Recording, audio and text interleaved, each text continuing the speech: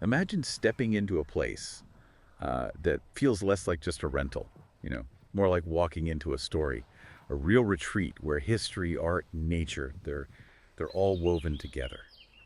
Today, we're diving deep into Krnoka. It's this unique modernist villa, kind of hidden away in a Polish forest, designed by a poet steeped in art. Our mission, to figure out what makes it so special, from its past to its present, why it's just this perfect spot for relaxing, getting inspired. Yeah, and we've got some great stuff to work with for this. Historical accounts, personal stories from the owner's past and present, plus all the details on the house itself, the amenities, the landscape around it. It's quite a collection. It should give us and you a really full picture of what defines Krnoka. Okay, so let's get into the soul of it. Krnoka, a home built on creativity, connection. It wasn't just any house.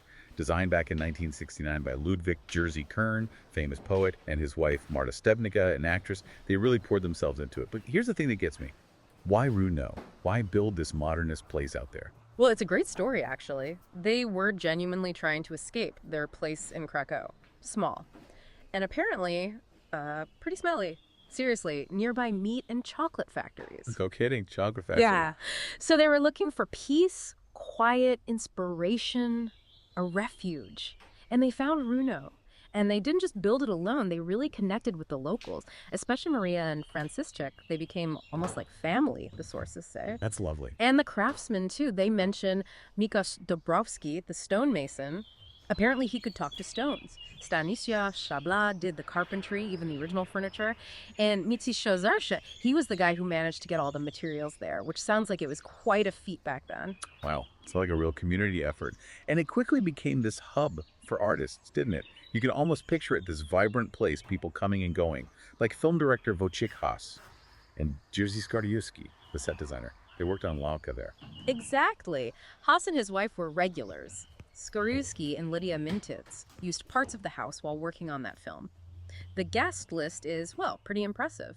Photographer Wojciech Klewiski, painter Jerzy Mikulski, actors too Tadeusz Omnicki, Andrzej Pobulski, Leszek Herdigan, and Lydia Zamkow, Anna Senyuk, just loads of creative people. Amazing. And get this, Abel Korczeniowski, the film composer. He was Martą Stebnicka's student back then and visited Krnoka. No way. That's a cool connection. Right, so it wasn't just a house, it was a real hub, a salon almost. Lively gatherings, bonfires, feasts, especially for Kern's and Marta's birthdays in the summer. Not your standard stuff. So beyond the big gatherings, what was everyday life like? What are their quirks, their passions there? Well, Ludwik Kern loved fishing. Absolutely loved it on the Dunajec River. But Marta apparently used to tease him about how much his gear cost. Calling them the most expensive fish in the world. Something like that. And he wasn't just a poet, he made tinctures, like homemade spirits, especially Derenioka, made from dogwood. He even got recipes sent in by readers. That's brilliant. Yeah. And he really loved Runo itself, didn't he? And the people. Oh, deeply. He admired Franciszek so much, he dedicated a story to him in one of his books, Moje Abakoduo. He put other family members in there too. And Runo itself, they really felt it was their place, where they rested best. They'd stay for ages, early spring right through to late autumn. And he wrote a lot there. Hugely prolific. So many poems, stories, books started or finished right there. Even his famous Ferdinand the Dog stories, inspired by watching their own boxer dogs, Farsa, Faggot, and Fakir, in the garden. Makes sense. And he gardened too, with special apple trees. Yeah, he was friends with this famous professor, Pieniuk, so he got original saplings, apples, strawberries, tomatoes. And Maria, Franciszek's wife, would secretly help out, weeding, watering. She just quietly supported his passion. That's really sweet. It paints such a picture, doesn't it? And the communication challenges back then. The only phone in the village besides the post office was at Franciszek's house. Yeah, long waits, shouting down the line, getting cut off.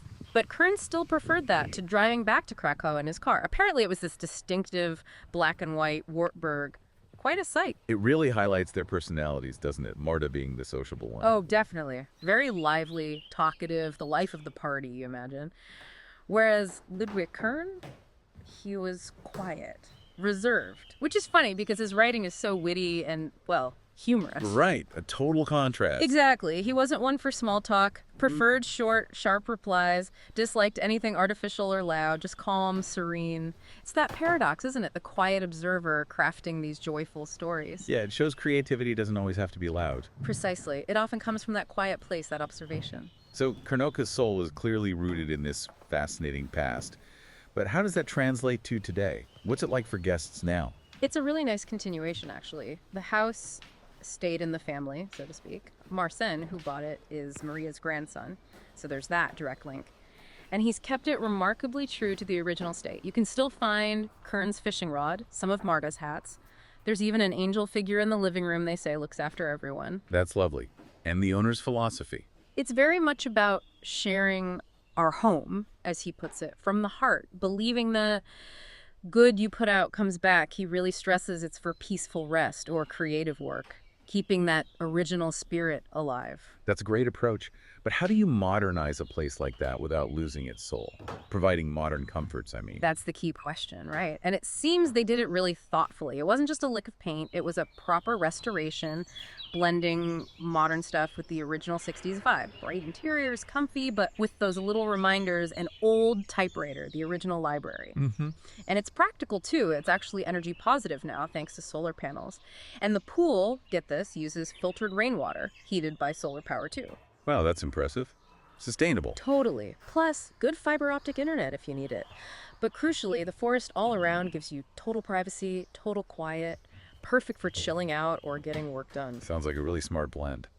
Okay, let's walk through the practical side. If you stay there today, what's the layout like? Right, so it's on 3 levels. Downstairs, you've got the living room, fireplace, library, comfy seating, even a bed area. And that opens right onto the big terrace. Pool access, lake views. It's pretty sweet. Nice. Middle level has the big kitchen, huge table of forest view, and the sauna's on this level too. Okay. Then upstairs, the main bathroom and 2 bedrooms, both doubles, both with balconies looking out over the forest, lake, mountains. You get great views. So plenty of spots to relax or be active. Yeah. The pool, sauna, fireplace. Yeah, terrace, balconies, the orchard, the bonfire spot, hammock, grill. Loads of options. And practical things. Water, kitchen stuff. Yep. Tap water's drinkable. They provide a filter jug too. Kitchen's got what you need, including the combined oven microwave. Simple instructions provided. Finding wood is easy too. Bonfire wood's under the kitchen window. Kindling and lighter are by the fireplace inside. Same for the fireplace itself. Wood in baskets, kindling nearby. Easy. And being in the forest. Any wildlife encounters? Well, yeah, it's nature. If it's quiet, you might see deer in the garden, which is amazing. And, occasional moths or mosquitoes might get in at night. But they have a little vacuum cleaner thing in the kitchen to gently escort them out. A humane solution. Okay, getting there and staying. Pretty straightforward. Use Runo 768 in your GPS, but they also send a video guide for the last bit. Sometimes local knowledge beats the tech. Locals all know Kernoka anyway. Gate code, front door code, it's all keyless. Door closes itself. Simple. And leaving. Just close everything up, turn off the heating. Easy. The main thing the owners emphasize is treating it like your own home, because to them, it is our home. They share it generously, hoping people respect it for peaceful stays or creative time. Makes sense. Yeah. What about responsibility, safety? Right, the owners aren't on site, so guests need to be mindful. Minor breakages, okay, accidents happen, but you are responsible for damages.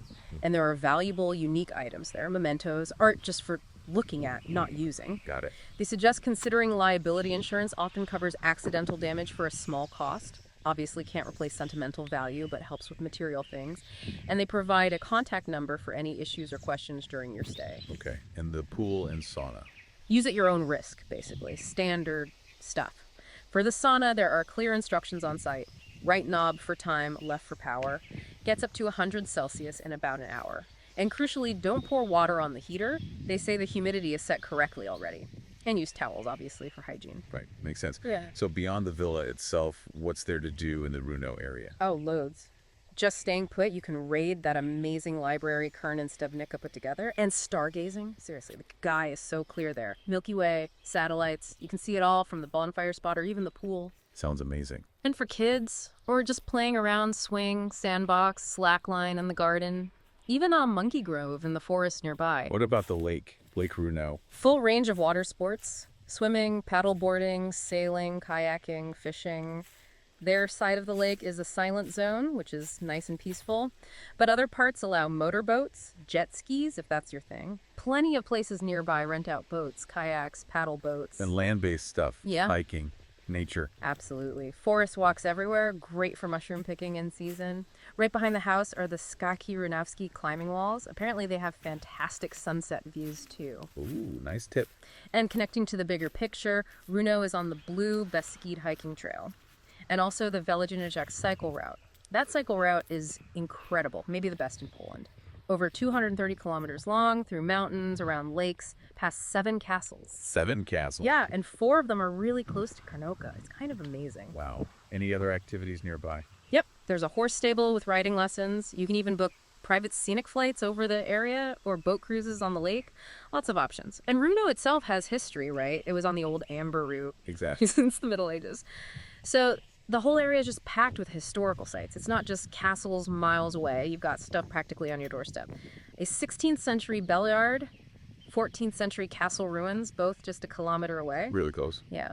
An 11th century church in Tropy, one of the oldest in the region, just 3 kilometers away. A 19th century manor, a 17th century church in Runo itself, then slightly further, but easy trips. Tropston Castle, Cho Castle, the Soldeki Ethnographic Park. It's like a condensed history lesson. Incredible density of history. It really is. And if you do want a bigger day out, Willick's Salt Mine, Niedzke Castle, Krakow's Wawel Castle, even Zakopane and the Tatras are manageable drives. You mentioned a viewpoint for a good panorama. Huh? Ah, yes. There's a specific spot they share a link for this amazing view. Mountains, lake, medieval ruins, all laid out, definitely worth finding. And for families, practical stuff nearby too. Sports field, playground, and the essential ice cream stand. Perfect. And food. Restaurants. Good choices. Heron is apparently tasty, maybe a bit unusual, pricier. That's about 12 kilometers away. Lemon is closer, about 6 kilometers, tasty and more affordable. Ziki Wino does traditional food, delivers, and you can even get there by boat. Also about 6 kilometers. Boat access to dinner. Nice. Yeah. For something super casual, Bar Prissa does a great trout fry-up. Very local, order by number, eat outside kind of vibe. There's also Winnica Grodek, the first local winery. Highly recommend it. A local winery? Yep. And one last tip, you can get contact details for a local trout breeder. Perfect if you want to grill super fresh fish over the bonfire back at the villa. Okay, so summing it all up, Karnoka isn't just a rental property, is it? Not at all. It's like a living archive, you know? A peaceful haven, but also a launch pad for exploring. You can almost feel the history, the artistic energy, hear the echoes of those gatherings. Yeah, feel the inspiration that Kern must have felt writing there. Exactly. It's a place to properly disconnect, reconnect with yourself, with nature, but with all the comforts you need woven right into that history. This whole deep dive really shows how one place can hold so much history, passion, thoughtful design. It really does, and it makes you think, doesn't it, about the hidden stories and places we visit, or even our own homes. How can we create more spaces with that kind of soul? Yeah. Places that blend the past, nature, art, into something genuinely restorative, like Karnoka seems to be. Makes you wonder.